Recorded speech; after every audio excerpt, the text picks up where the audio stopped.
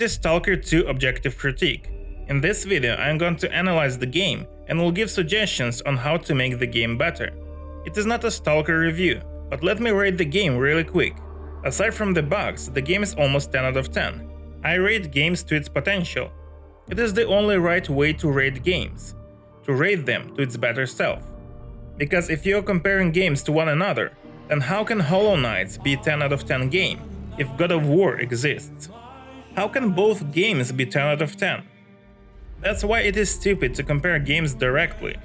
That's why I analyze games and I'm trying to figure out how close is the particular game to its full potential, to its best version of itself. And S.T.A.L.K.E.R 2 is pretty close to it. And the way to measure that is to analyze what can be improved for the game to be better. And there are not a lot of things that can be improved in S.T.A.L.K.E.R 2 without ruining the experience that the devs intended for you to experience. Like for example, an obvious thing. Even though fast travel like in Skyrim would be more convenient for the players, it will ruin the experience that the devs wanted you to experience. The same thing with a car or a motorcycle, because it would make the travel in the zone not only fast but also safe. And it is not supposed to be safe in the zone. The zone is supposed to be dangerous. And by skipping this danger, you do not experience what you should have, pain and suffering that is. That's the part of experience. So, now that we have discussed how to rate games, we can get back to the topic. So, there are not a lot of significant things that can be improved in the game, but anyway, I dug up some.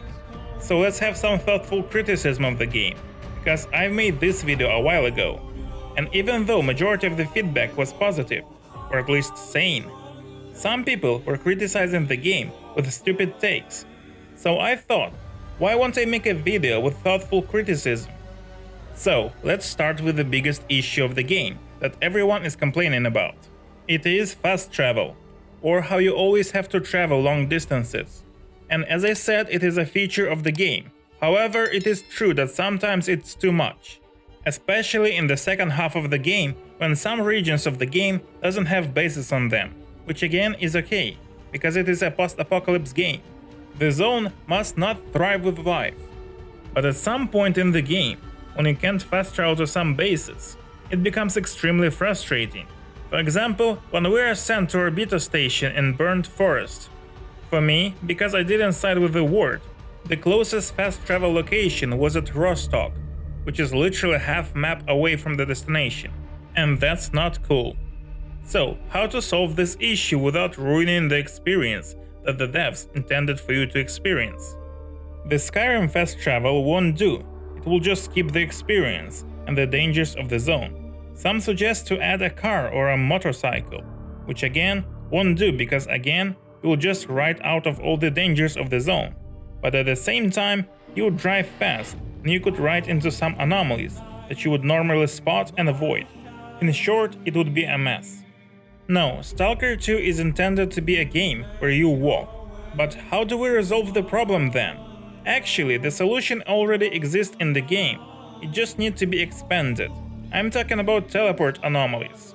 They're usually used in the main story and rarely can be encountered in the zone itself. And when they do, they usually lead to some loot stashes, which kinda feels intentionally put into that place by the devs for you to find the loot. Well, it is intentionally put there by the devs, but it shouldn't feel like that. It must feel naturally occurring anomaly of the zone. It doesn't feel random. However, there is a place where it works the way I want it to work. In Rostock, there is that bubbly anomaly that actually is a teleport anomaly that teleports you south of S.T.A.L.K.E.R. And on my second playthrough, when I needed to go south of S.T.A.L.K.E.R, I wouldn't take a guide to S.T.A.L.K.E.R. I would take a guide to Rostock and go into that anomaly, so I would be closer to my destination. So we need to place a bunch of teleport anomalies in every area where there are no bases and no guides. It would create a network of fast travel points where the player would have to explore the zone, would have to think, and would have to use the knowledge of the zone to its advantage.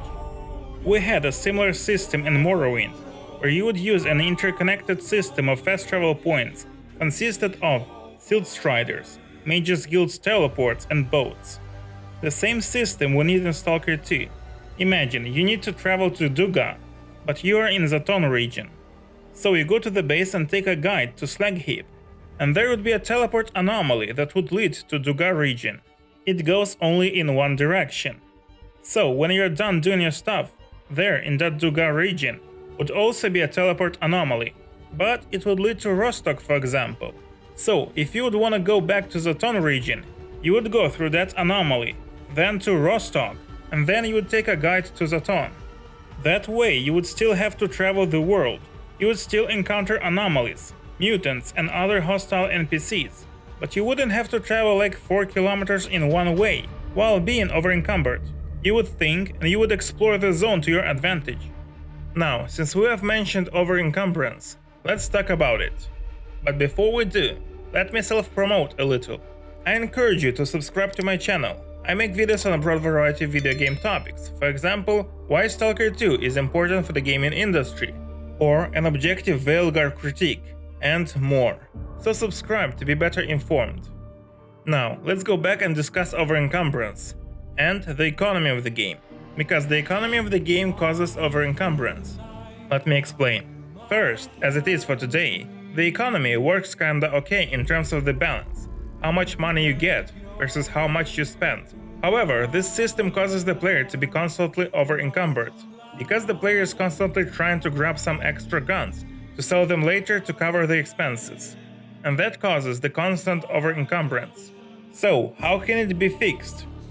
In the game, the player would not grab broken guns with durability below 50%, because you usually can't sell it. Almost all traders refuse to buy them, so the player doesn't pick them.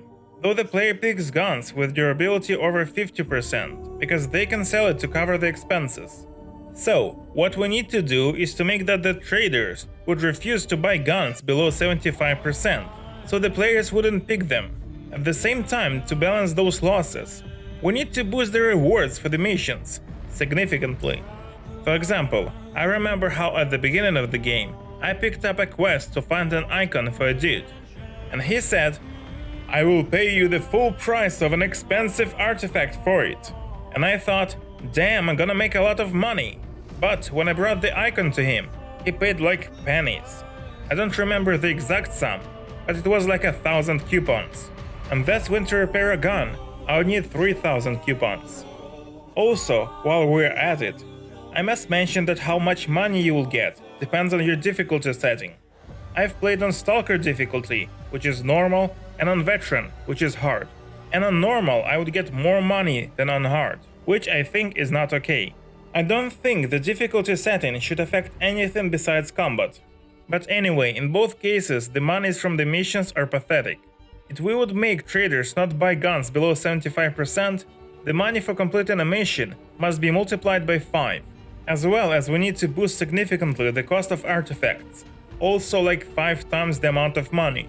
And of course, since we won't be able to sell guns with durability below 75%, it needs to be worth its while to fix and sell guns that you upgraded.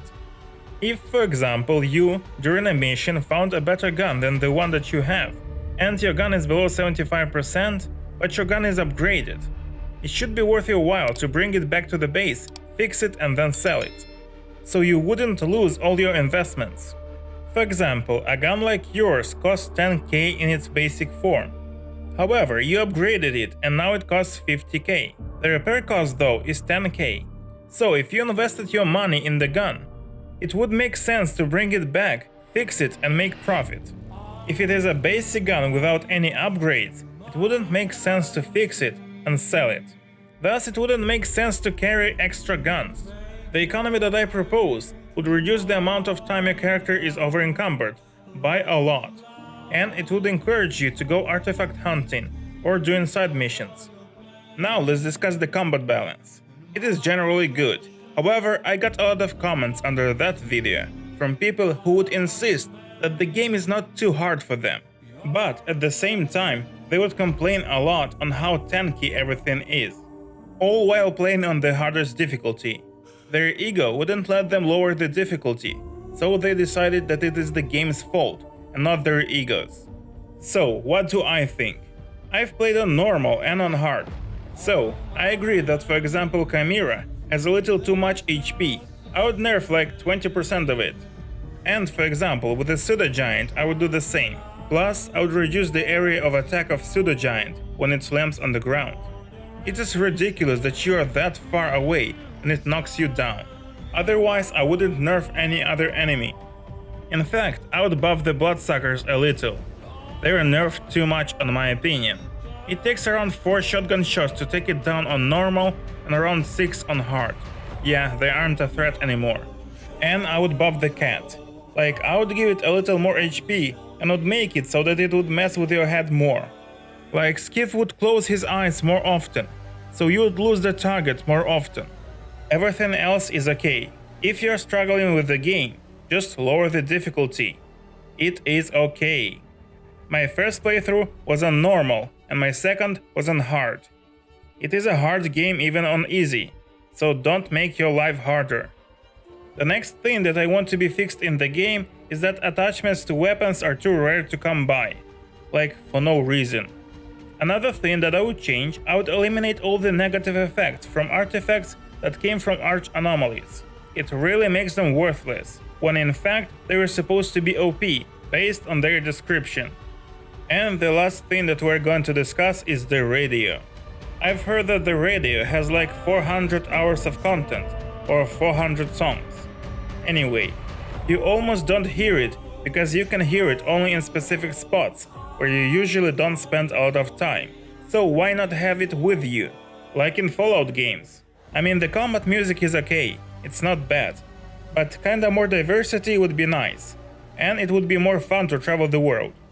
Now, as you can see, objectively, there are not a lot of things that can be improved in the game or needs to be added.